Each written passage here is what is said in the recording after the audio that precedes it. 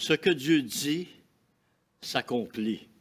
Et, vous savez, on pense Dieu, quand il a dit que la lumière soit, ça c'est au tout début, quand Dieu a créé la terre.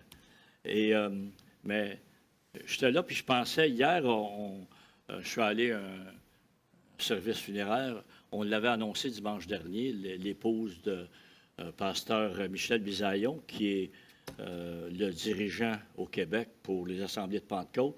Et le prédicateur qui a porté la parole, il a utilisé le psaume 23 et il nous a rappelé quelque chose en particulier. Puis, des fois qu'on l'oublie un petit peu en le lisant, et je veux juste attirer l'attention, j'ai dit, c'est bon de se rappeler de ça. Le psaume 23, les 3 premiers versets, c'est le psalmiste, il parle du berger. L'Éternel est mon berger, Mais au verset 4, là, ça change. Là, il ne parle pas du berger, mais il parle au berger. Quand je marche dans la vallée de l'ombre de la mort, je ne crains aucun mal, car tu es avec moi. C'est intéressant, ça. Et tout le restant du chapitre, il s'adresse, David, qui a écrit le psaume 23, il parle au début du chapitre, « L'Éternel est mon berger », mais à la fin du chapitre, là, il est rendu plus personnel et c'est « Tu es ». Bon, si je peux trouver mon curseur, là. Ah. Vous savez, ça, c'est le plaisir des ordinateurs. Quand ça ne veut pas marcher, quand ils décident que ça ne marche pas, c'est pas si bon.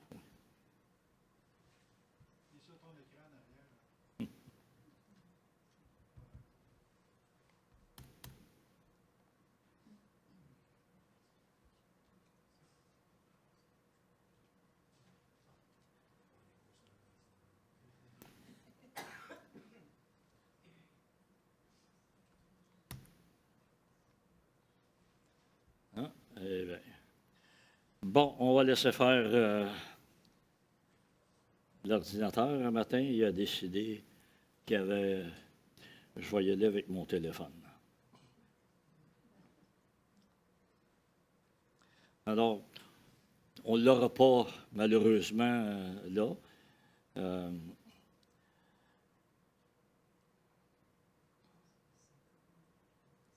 Alors, ce que Dieu dit... Ce que Dieu dit s'accomplit. Le premier verset que j'avais noté, c'est dans Genèse, le chapitre 1 et le verset 3. Ça dit, Dieu dit que la lumière soit, et la lumière fut. Alors, ce que Dieu dit s'accomplit. Et juste dans le premier chapitre du livre de la Genèse, il y a 10 fois Dieu dit. Dieu dit. Et à chaque fois, ça se produit. Et à un moment donné, Dieu regarde et il vit que cela était bon. Et ce que Dieu fait, c'est toujours bon. C'est toujours bon. Vous savez, et je voulais mettre en contraste aussi, parce qu'il n'y a pas juste Dieu qui parle, que Dieu dit des choses, mais Satan aussi, il dit plein de choses. Et j'avais fait un parallèle entre les deux. Dieu, c'est la source du bien, de la bénédiction, de la foi, de la vérité et de la vie. Et en contraste, Satan, c'est la source du mal, de la malédiction, du doute, du mensonge et de la mort. C'est contraire à ce que Dieu dit. L'objectif de Dieu, c'est notre bien. Mais l'objectif de Satan, c'est le mal. C'est notre perte. C'est notre mort à la fin. Et Satan, donc, il y a plein de choses à dire. Et dans Genèse, au chapitre 3, j'ai fait référence au chapitre 1 dans Genèse, mais au chapitre 3, au verset 1, et si vous avez votre Bible, vous pouvez suivre, le serpent était le plus rusé de tous les animaux des champs que l'Éternel Dieu avait fait.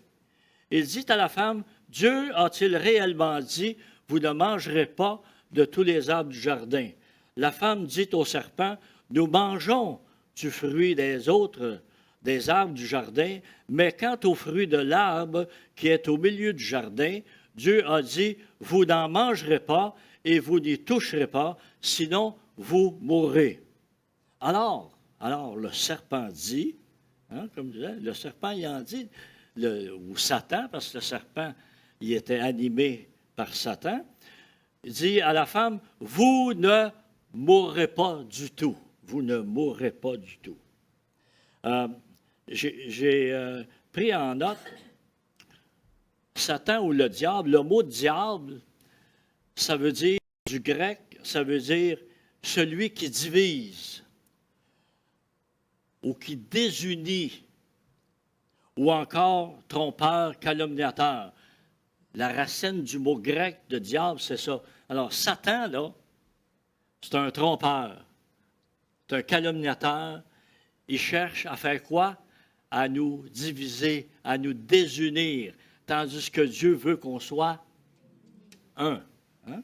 Il veut qu'on soit un. Vous savez, Satan, il y a plein de choses à dire, puis il y a plein de tactiques pour nous faire pécher, pour nous faire perdre la route, pour nous faire mourir, nous faire périr.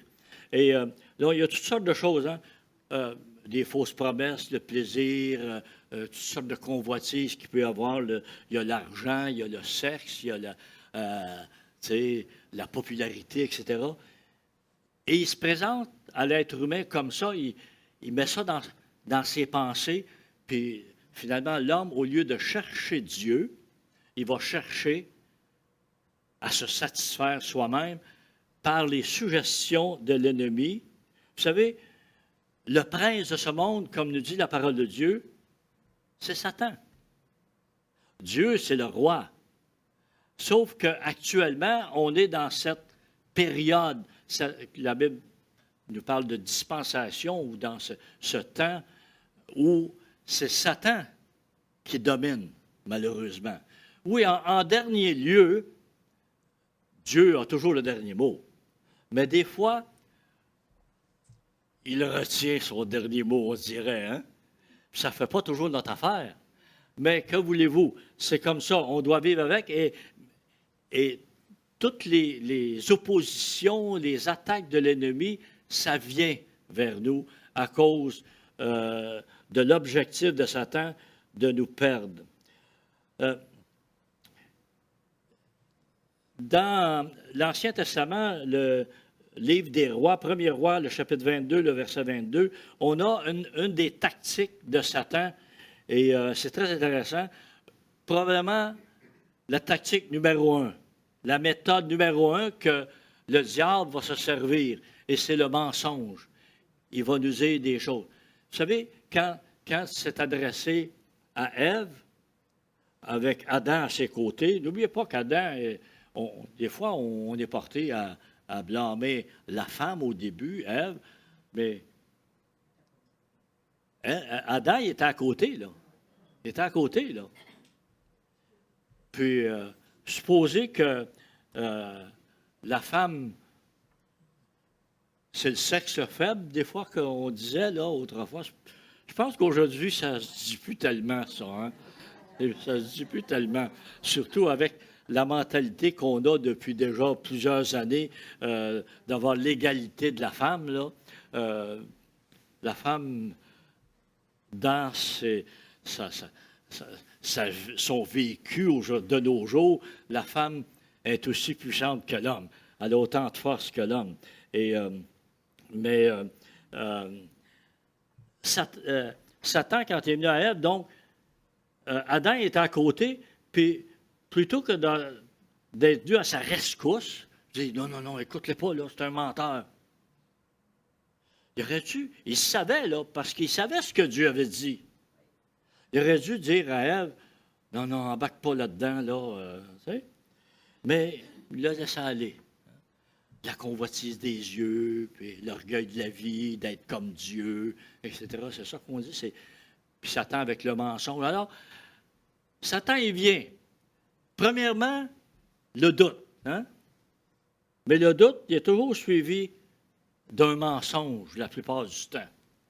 Alors, Satan, il vient, puis il dit, hey, Dieu a-t-il réellement dit ça? C'est-tu vraiment ça qu'il voulait dire? C'est-tu vraiment ça qu'il voulait dire? Tu sais, il n'a pas mis ça là pour rien, là. Hein? Puis tu commences à raisonner, là. Puis dans la vie, on peut se retrouver dans des situations comme ça, où on commence à raisonner, puis là, on se fait prendre au piège. On ne raisonne pas avec la parole de Dieu. On prend ce que Dieu dit. Point final. On ne peut pas passer à côté. Et moi, j'ai déjà entendu, malheureusement, quelqu'un dire, ah, vous savez, je l'ai entendu des deux côtés. Ouais, bien, Dieu a mis cette femme-là sur mon chemin. C'est un homme marié, là, mais Dieu a mis. Ça vient de Dieu, là, tu sais. Puis l'inverse aussi. Mais c'est pas vrai, ça. Ça, c'est la ruse du diable qui vient avec le doute, la tentation, la convoitise. Puis là, on commence à raisonner. C'est vrai, tu sais, comment ça se fait? Ma vie, Dieu l'a dirigée. Tu sais. Beaucoup de chrétiens, même, qui ont été pris comme ça, avec une autre femme ou un autre homme. Et malheureusement, là, je ne pense pas que je vais vous apprendre rien de nouveau, mais des divorces, il y en a autant dans l'Église que dans le monde. Les statistiques sont là, là. Il y en a autant. Et des fois, Brigitte et moi, on pense, tu sais, depuis les années. Moi, j'ai été pasteur à Sorel pas mal longtemps, là. Puis, j'ai marié plusieurs jeunes couples. Et je dois malheureusement constater qu'une majorité se sont divorcés après quelques années. Pourtant, c'est des chrétiens, là. Ils avaient accepté le Seigneur, ils avaient été baptisés du Saint-Esprit, tu sais. Ça allait bien, puis au bout de quelques années, boum, ils se laissent. Hein? La ruse du diable. La ruse du diable. L'herbe est plus verte de l'autre côté de la clôture, tu sais, il y a toutes sortes de... Mais c'est comme ça. Alors, Satan, il est venu à Ève, puis il a dit, Dieu a-t-il réellement dit? Puis il a dit, ben, Dieu, il a dit qu'on allait mourir si on mangeait ça. Ben non, vous ne mourrez pas. Ben non. Il dit, c'est parce que Dieu, il ne veut pas tout vous dire. Et Satan, vous savez, il dit des vérités, des fois. Il ne veut pas tout vous dire. Et c'est vrai que Dieu ne veut pas tout nous dire. Il y a une version, on va y arriver à ça. Là, je vais finir de parler de la ruse de Satan. Là. Et il dit, c'est parce que il sait très bien que quand vous allez manger ça, vous allez avoir la connaissance. La connaissance. Oh, c'est attirant, ça, la connaissance. D'en savoir davantage. Une femme qui n'est pas curieuse, c'est une curieuse de femme. C'est ça qu'on dit, hein? Puis Ève était curieuse, elle voulait connaître davantage. Mais ça a l'air qu'Adam, qui était à côté, il était aussi curieux parce que il a dit, ouais, c'est intéressant ça, hein? C'est intéressant ça. On va en savoir plus. Parce que je suis certain que Adam et Ève, là, c'était des êtres intelligents. N'oublions pas, là, ils étaient très intelligents. J'en ai même déjà parlé ici. Adam, Dieu l'a mis dans le jardin d'Éden, puis là, il dit, vous allez voici les animaux. Puis, on ne trouve pas dans la Bible que Dieu a dit, vous allez leur donner des noms, mais c'est ce qu'on prétend qu'il a donné les noms à tous les animaux. Mais ce que Dieu dit à Adam et Ève, dominer. Alors Dieu a placé l'être humain au-dessus des animaux. Même si aujourd'hui on a tendance à mettre les animaux tellement haut qu'on lui donne des droits. Hein? On donne des droits aux animaux aujourd'hui. On emmène des humains en cours à cause des droits des animaux. Bon, c'est correct, là. C'est correct parce qu'il y en a qui agissent mal envers les animaux, comme ils agissent mal envers plein de choses. Mais, alors voilà, vous ne mourrez pas, vous allez être connaissants. Et il voulait avoir ça. Alors, méfions-nous des attraits qui viennent du monde. Parce qu'il y a un piège, il y a toujours un piège. Mais malheureusement, Ève et Adam sont fait prendre au piège et ils ont désobéi à Dieu. Vous savez, une autre chose qu'il aurait dû réaliser, et moi, ça m'a toujours frappé, ce texte-là. Tu sais, au verset 4, il dit, vous ne mourrez pas du tout. Au verset 5, il dit, mais Dieu sait que le jour où vous en mangerez, vos yeux s'ouvriront et que vous serez comme des dieux qui connaissent le bien et le mal. Vous serez comme des dieux. C'est ce petit bout-là. Hein? Et là, hey, on va devenir des dieux. Quelle supercherie! Mais ce que eux autres, l'être humain, comme on retrouve souvent, on se place comme égal avec Dieu. J'ai le droit de décider. Et c'est vrai.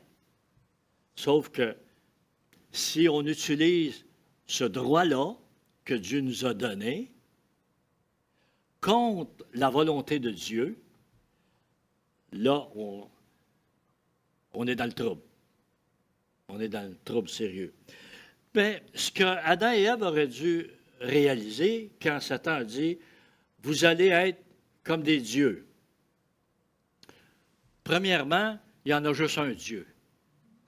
Il aurait dû réaliser il y en a juste un Dieu. Et deuxièmement, il avait été créé à l'image de Dieu. Donc, il était déjà de la nature de Dieu. OK? C'est intéressant, ça. Ça, on pourrait élaborer davantage là-dessus, mais n'oubliez pas que vous et moi, spirituellement, pas physiquement, mais spirituellement, on est à l'image de Dieu. Mais on ne sera jamais égal avec Dieu. Mais on est à l'image de Dieu. On pourrait faire la comparaison des enfants avec les parents. Les enfants ne seront jamais les parents. Les enfants vont rester les enfants, mais ils vont être comme les parents. Et on le sait très bien quand on a des enfants, puis qu'on les voit agir, des fois on est fiers, mais il y a d'autres fois qu'on dit « ouais », parce que là on voit nos défauts, puis on dit « ouais ». Je ne vous ai pas donné un trop bon exemple de ce côté-là, hein? Et c'est ça, la réalité. Mais l'homme et la femme ont été créés à l'image de Dieu. Donc, quand Satan vient et dit « Vous allez être comme des dieux », c'est pas vrai. Puis de toute façon, on est déjà dans la famille de Dieu. On n'a pas besoin de faire quoi que ce soit pour devenir comme Dieu. On est déjà sur cette route-là. On n'est pas Dieu, ça, mais parce qu'Adam et Ève ont désobéi, ils ont perdu, jusqu'à un certain point, ils ont corrompu l'image de Dieu. par le péché. Et nous, on en subit les conséquences aujourd'hui. On est sur cette même voie du péché. Et on va revenir au chapitre 1, puis lire quelques versets de ce que Dieu a dit, lui. Au verset 26, Dieu dit, « Faisons l'homme à notre image, selon notre ressemblance, pour qu'il domine sur les poissons de la mer, sur les oiseaux du ciel, sur le bétail, sur toute la terre et sur tous les reptiles qui rampent sur la terre. » Dieu créa l'homme à son image, il le créa à l'image de Dieu, homme et femme, il les créa. Ce verset-là, il est fort, là, parce qu'il y a une répétition. Hein? Dieu créa l'homme à son image, il le créa à l'image de Dieu. Il y a vraiment une répétition qu'il l'a créé. Soyez sûrs, c'est vrai, c'est ça, créé à l'image de Dieu. Il a créé l'homme et la femme. Pas juste l'homme, pas juste la femme, mais les deux ont été créés à l'image de Dieu. Au verset 28, ça dit « Dieu les bénit et Dieu leur dit « Soyez féconds, multipliez-vous, remplissez la terre et soumettez-la, dominez sur les poissons, etc. » Alors, c'était ça le commandement de Dieu. Le commandement de Dieu. Cet arbre-là, tu n'y touches pas, mais le restant, tu peux tout faire. Puis en plus, si je te donne l'autorité sur tout, sauf, je me réserve une part. Et vous savez, cette idée que Dieu se réserve une part, moi, j'ai souvent fait le parallèle de ça avec notre argent. Okay? Ce qu'on appelle la dîme. Mon message n'est pas sur la dîme, mais je trouve que ça cadre bien. Depuis l'Ancien Testament jusqu'au Nouveau Testament, la dîme a été enseignée et ça appartient à Dieu. Et la parole de Dieu dit que les prémices de nos revenus vont au Seigneur. Les prémices. Vous savez, tout appartient à Dieu et même nous ne nous appartenons pas à nous-mêmes. C'est ce que la Bible nous dit là. Mais on appartient à Dieu.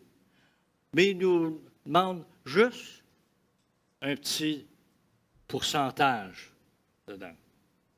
Et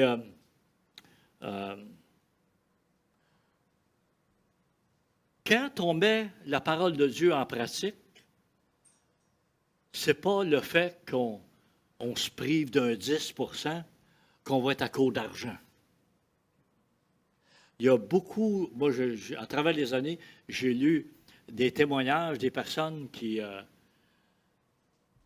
retenaient leur argent, puis Dieu est allé le chercher de d'autres façons. Des accidents, de la maladie, des pertes d'emploi, etc. Alors, quand on observe qu'on obéit à ce que Dieu nous demande, on ne sera jamais à court d'argent. Moi, je suis rendu d'un âge avancé et depuis l'âge de 7 ans, on commençait à aller à l'église, puis mes parents me donnaient 5 cents. On n'était pas plus riche que ça. On allait à l'école du dimanche, puis on le mettait dans l'offrande. On aurait aimé bien mieux le dépenser avec un cornet de crème glacée. Là. Mais on avait très bien compris.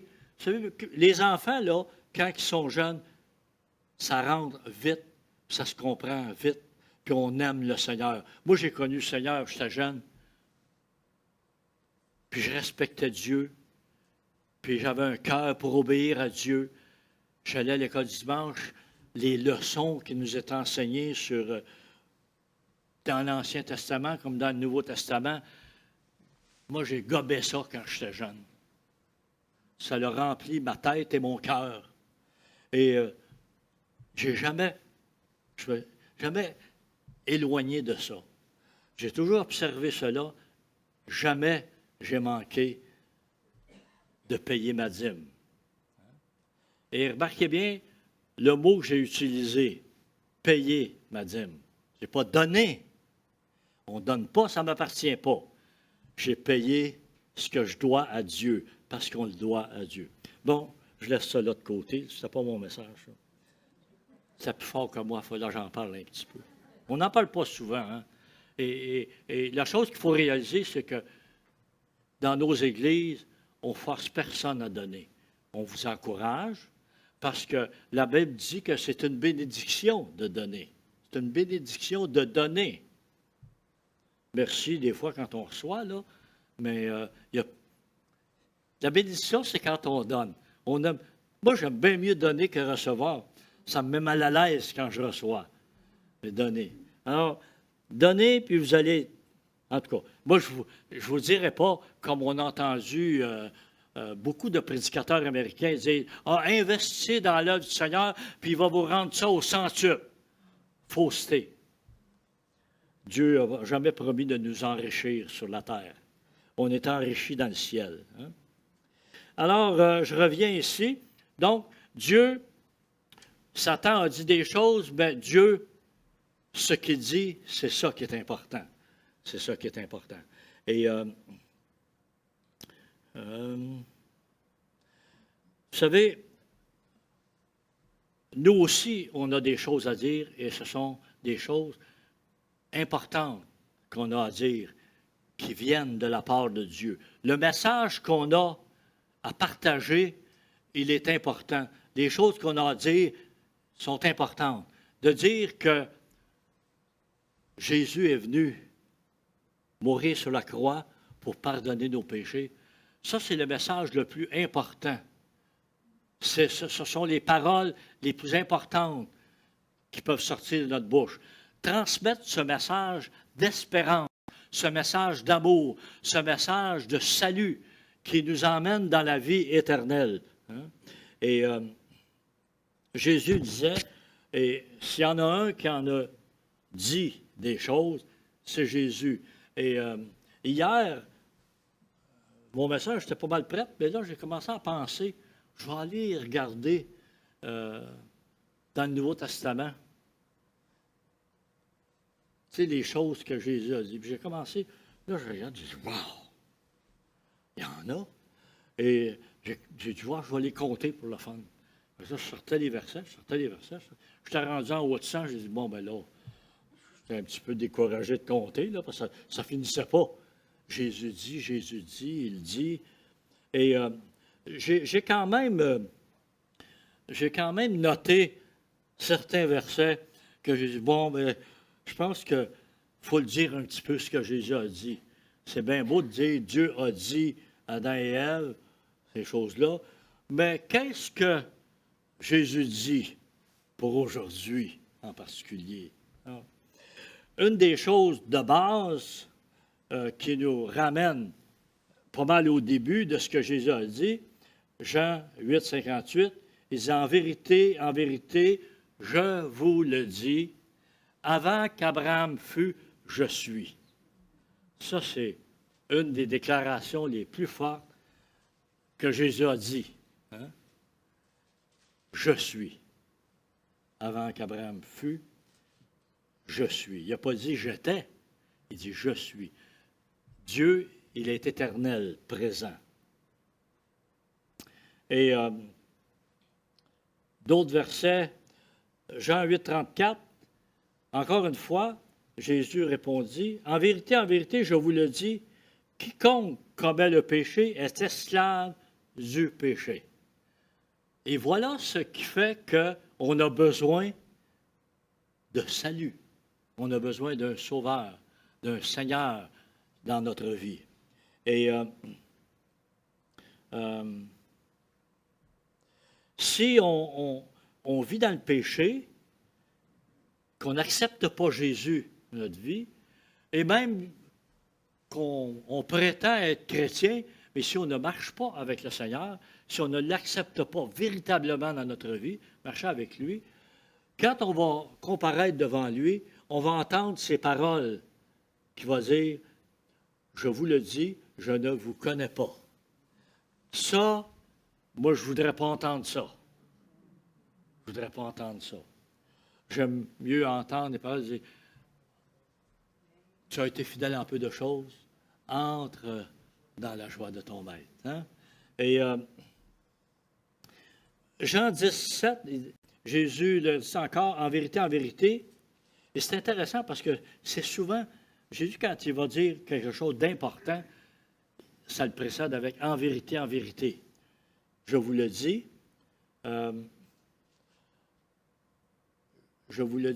moi, je suis la porte des brebis. Ça, on a parlé de psaume 23, que David s'adresse à Dieu.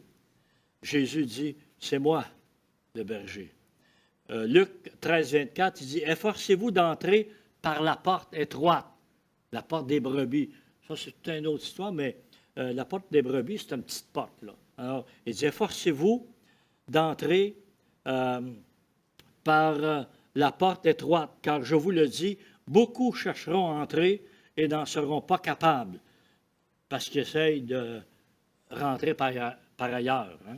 Mais il y a un bon système d'antivol, puis contre les voleurs, là. Ça ne rentre pas par les fenêtres, ça ne rentre pas par ailleurs que la porte. Jésus, qui est la porte étroite. Et Jean 6, 47, il dit, en vérité, je vous le dis, celui qui croit a la vie éternelle. C'est des bons messages de Jésus, des choses que Jésus a dit, qu'on doit être attentif et qu'on doit répéter. Au verset 51, l'Évangile de Jean, chapitre 8, en vérité, je vous le dis, si quelqu'un garde ma parole, il ne verra jamais la mort. On parle de mort spirituelle. Là, hein? Alors, ce sont des promesses que Dieu nous fait, ce sont des paroles qu'il a prononcées. Jésus a dit. Hein? Et d'autres, parce que Jésus a parlé d'autres affaires aussi, dans Matthieu 24, 34, puis on entend parler par Pasteur Robert dernièrement, qui concerne le retour du Seigneur, puis l'enlèvement de l'Église. Matthieu 24, 34, un autre, en vérité, je vous le dis, cette génération ne passera point que tout cela n'arrive. Alors, il y a des signes, puis il y a des choses qui arrivent, et Jésus dit, je vous le dis. Et la dernière référence que j'ai notée là, pour partager dans l'Évangile de Marc, le chapitre 14, verset 25, en vérité, je vous le dis, je ne boirai plus du fruit de la vigne jusqu'au jour où j'en boirai du nouveau dans le royaume de Dieu. Ce qu'on a fait ce matin, hein, on a pris la scène et Jésus, ça a été une des dernières cérémonies, si on veut, qu'il a fait avec ses disciples avant de mourir. Et puis, j'en prendrai plus jusqu'au jour où j'en boirai du nouveau dans le royaume, à la table du Seigneur. Et on va être là. On va être là, à la table du Seigneur.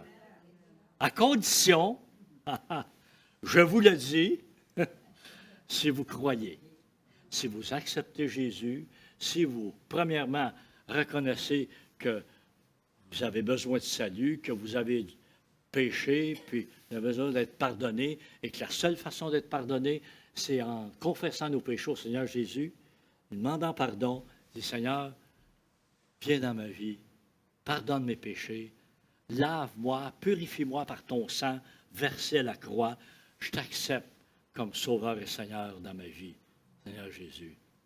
Je t'accepte par la foi. Merci, Seigneur, parce que tu me reçois comme enfant, comme ton enfant dans la famille de Dieu. Je suis un enfant de Dieu. Amen. Gloire à Dieu. Que Dieu bénisse sa parole.